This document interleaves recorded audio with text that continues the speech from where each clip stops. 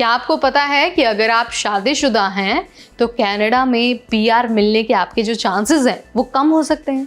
जी हाँ, कनाडा का जो एक्सप्रेस एंट्री सिस्टम है, जो हमेशा मेरिट बेस्ड और फेयर माना जाता था, अब खुद ही सवालों के घेरे में है।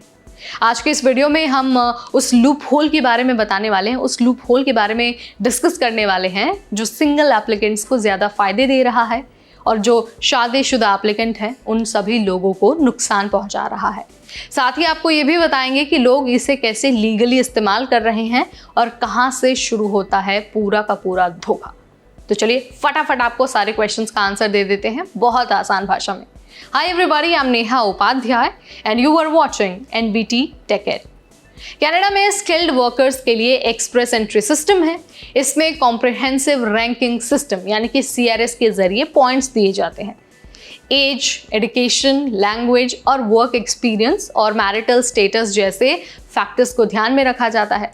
लेकिन ट्विस्ट ये है कि अगर आप सिंगल हैं तो आपको ज़्यादा पॉइंट्स मिलते हैं। लगभग 40 पॉइंट्स का फर्क पड़ सकता है। 40 सीआरएस पॉइंट्स का मतलब है पीआर मिलना या फिर पूरी तरह से चूक जाना। लेकिन अगर आपकी पत्नी या फिर आपके जो पति हैं वो हाईली एजुकेटेड हैं, अच्छी लैंग्वेज प्रोफिशिएंसी है और वर्क एक्सपीरियंस वाले हैं, तब तो स्पाउस को साथ में दिखाना फायदेमंद है। लेकिन अगर स्पाउस की प्रोफाइल स्ट्रांग नहीं है तो एप्लीकेंट के टोटल सीआरएस पॉइंट्स कम हो सकते हैं। मतलब शादीशुदा होना अपने आप में ही अब नुकसान बन सकता है, सिर्फ इसीलिए क्योंकि आपके स्पाउस की प्रोफाइल एवरेज है। काफ़ी सारे एप्लीकेंट्स अब स्पाउस को लीगली नॉन अकम्पनाइंग बता रहे हैं। इससे क्या होता है कि जो एप्लीकेंट हैं उनको फुल सिंगल पॉइंट्स मिलते हैं। बाद में स्पाउस को स्पॉन्सरशिप के जरिए बुलाने की योजना बनाते हैं।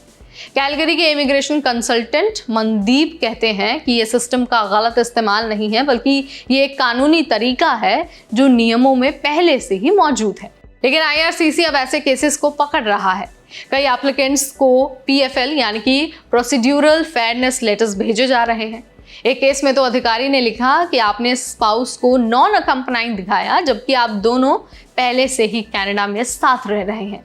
अगर इमिग्रेशन ऑफिसर को लगेगा कि आपने जानबूझकर गलत जानकारी दी है तो हो सकता है कि एप्लीकेशन रिजेक्ट हो जाए और 5 साल का बैन भी लग सकता है। तो देखिए, सच बोलना ज़रूरी है। अगर स्पाउस साथ आना चाहती है या चाहता है तो झूठ नहीं बोलना है आपको। अगर स्पाउस की प्रोफाइल कमज़ोर है तो जेन्युइन तरीके से नॉन अकम्पनाइंग दिखाना कानूनी है, लेकिन पूरे इरादे और ट्रांसपेरेंसी के साथ। तो इसीलिए फॉर्म भरने से पहले, अप्लाई करने से पहले आप किसी एक्सपीरियंस इमिग्रेशन कंसल्टेंट या फिर इमिग्रेशन वकील से सलाह ज़रूर ले लें।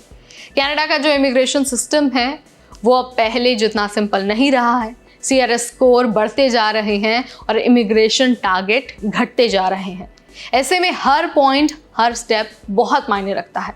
तो यहाँ पर मैंने बहुत आसान भाषा में आपको बता दिया है कि अगर आप कनाडा का पीआर हासिल करना चाहते हैं, वहाँ के परमानेंट रेजिडेंट बनना चाहते हैं, तो आपका मैरिटल स्टेटस आपके रास्ते का रोड़ा बन सकता है। और कैसे बन सकता है वो मैं आपको यहाँ पर बता चुकी हूँ। और आपको ये भी बता चुकी हूँ कि आपके लिए कौन कौन से तरीके मौजूद हैं और आप किस तरह से इमिग्रेशन अटॉर्नी की मदद ले सकते हैं। तो ये वीडियो आपको कैसी लगी है, let me know in the comment section. इस वीडियो में फिलहाल इतना ही। तब तक मुझे यानी नेहा को दीजिए इजाज़त। Keep watching NBT tech add.